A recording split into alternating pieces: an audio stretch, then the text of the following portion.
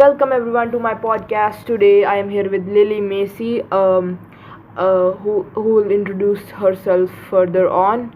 But in this podcast, we'll be talking about climate change, sustainability, and the psychology of people who neglect climate change and other such aspects of climate change in a more unique approach.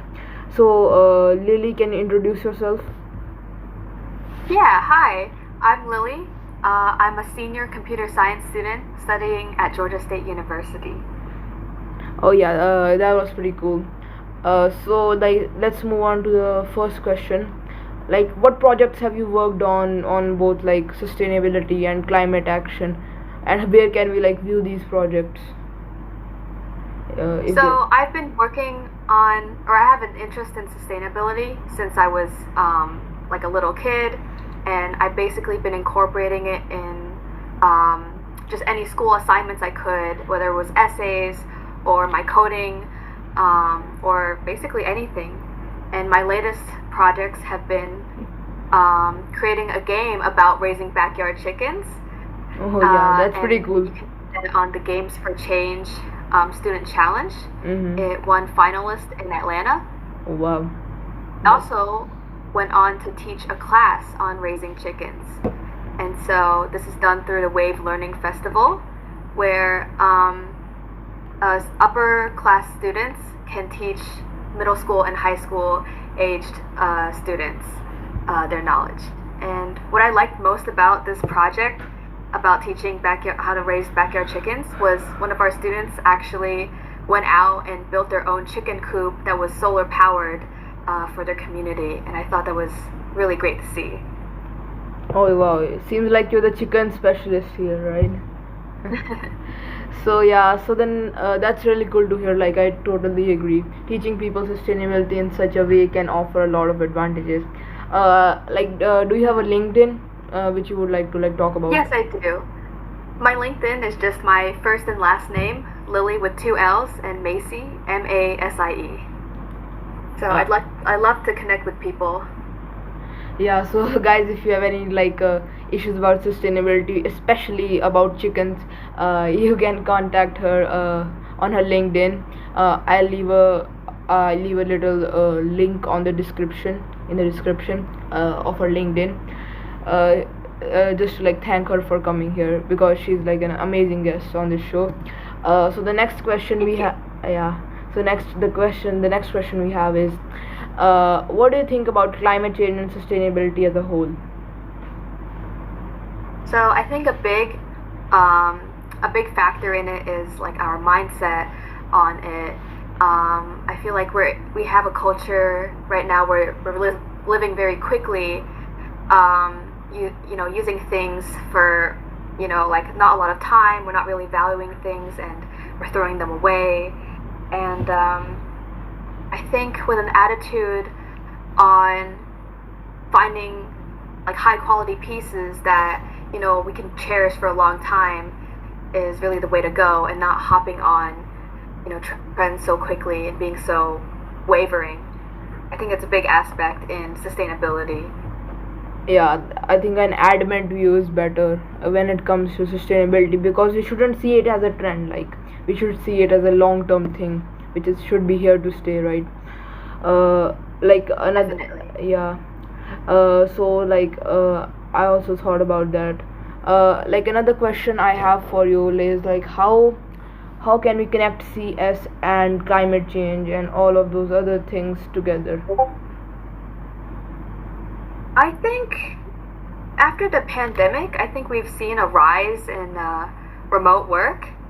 And I think that can actually have a lot of potential for sustainability.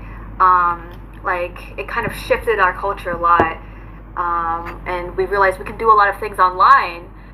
We can automate things and make things more efficient that way using technology.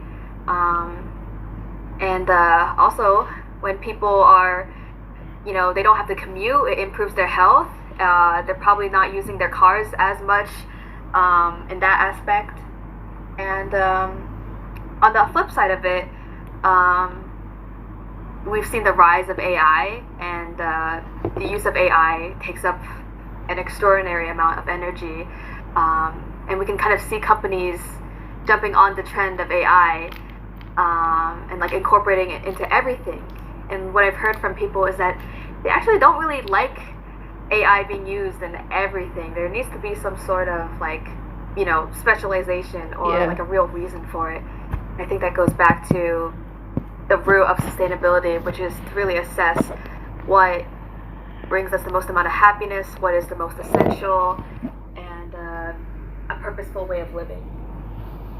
Yeah, I agree with that. Like, it's good to have like AI in daily integration, but it's important. Like, there are some people who are specialists in AI who cover this topic in general.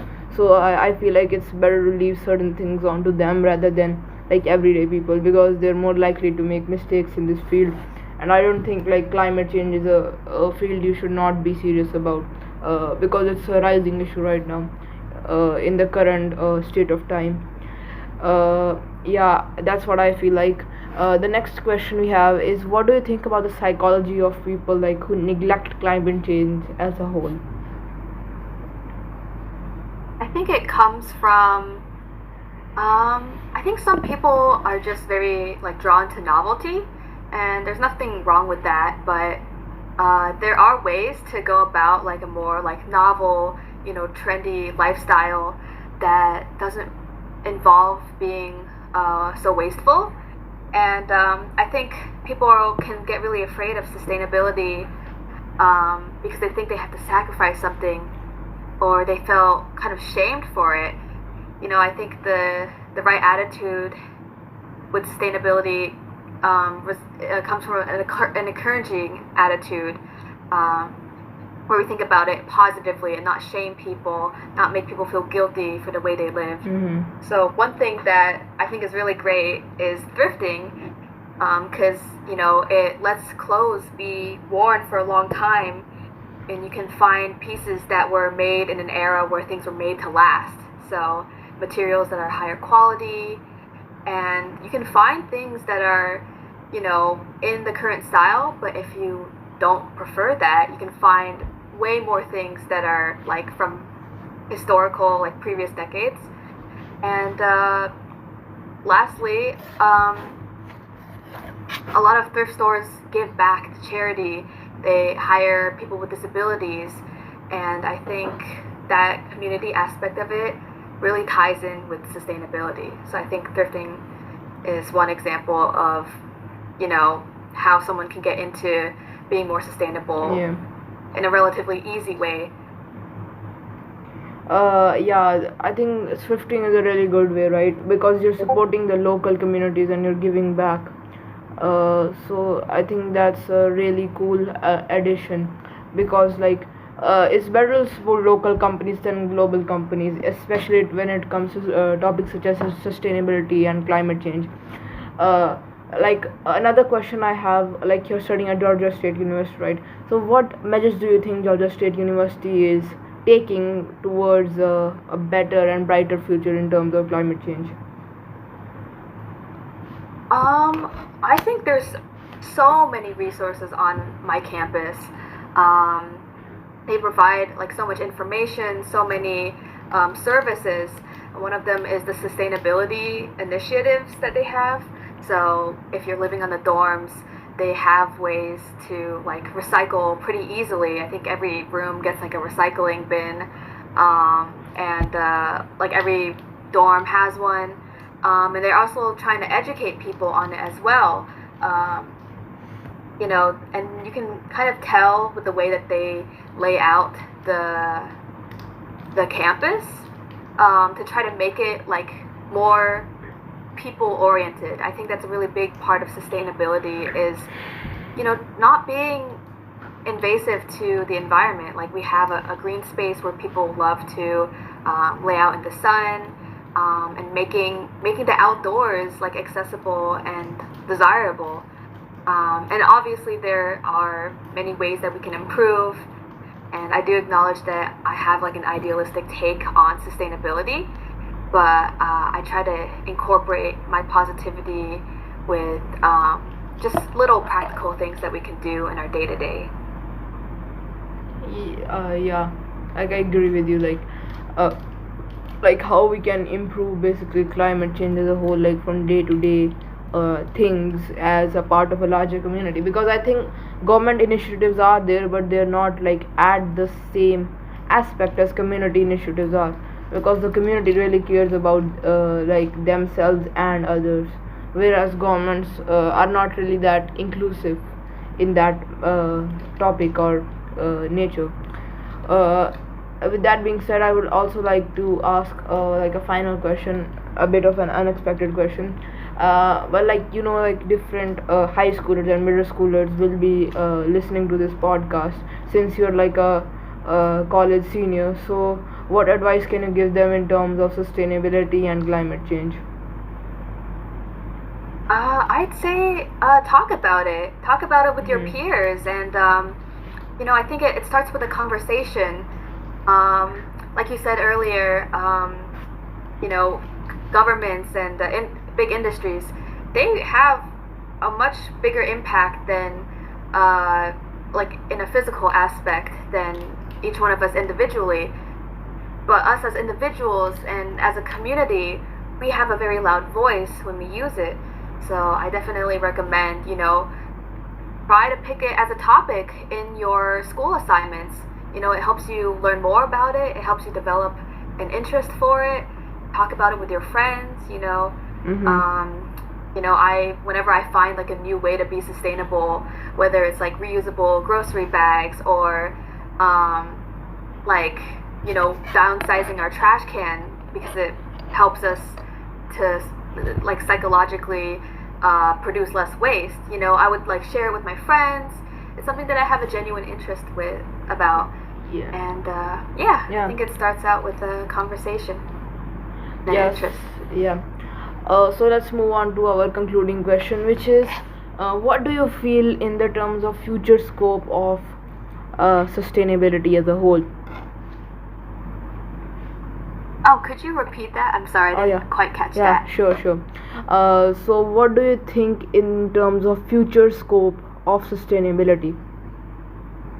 The future scope. Yeah. So, I think I think I have a pretty optimistic view of it. I think I see a shift in the way we think about it. You see, people are de-influencing more. They're making, videos on like what not to buy, and their attitudes are changing, even in like an unrelated or not so related aspect of like body neutrality. I think our attitudes are changing more and more. We're becoming more open. We're trying to be more mindful. We're trying to live a little bit slower and really question what matters to us, what purpose we want, what meaning we want to make out of life. That's what I'm kind of seeing nowadays, and I think that really ties in with sustainability. I think even though right now there are some negative aspects, like with the rise of, the prevalence of social media kind of Mm-hmm. exacerbating, the trend mindset and things like that. There's also another positive aspect in that, we're becoming, more encouraging towards like sustainability and a more positive each other and the environment. So I definitely think that, as we gain more knowledge, as we become, more mature, it'll round out, and it'll balance itself out in the future. Yeah, I think so. I also agree with you. Like sustainability as a whole, it has so much future scope if we look at it. It has more future scope than conservation, due to the fact that we cannot continue conservation forever. There's gonna be a point where we're just gonna run out of resources to conserve, because like you cannot really slow down a process to the point where it's not even happening, right? There's gonna be point like the process will happen, but it will be just really slow. But we don't want that, because in coming generations we're gonna run out. So I think sustainability is a good alternative to conservation, in my opinion. Yeah. Mm-hmm. Yeah, so this has been an amazing podcast with you, Lily. I really enjoyed this podcast. This was our take on climate change and sustainability, psychological aspects, and other such information, like different views from a CS major as well. So I hope I can cover like different perspectives in the near future. It has been real great talking to you, Lilly Macey. I think. Yeah, thanks for having me. Yeah. So, do you have any concluding words? I think that's all I have. I hope that we can all have a positive, encouraging mindset on this. And yeah. Yeah, I think that's amazing. Alright, it was really fun to talk to you on this podcast. Yeah. So I'll see you next time, right? Yeah, you as well. Yeah.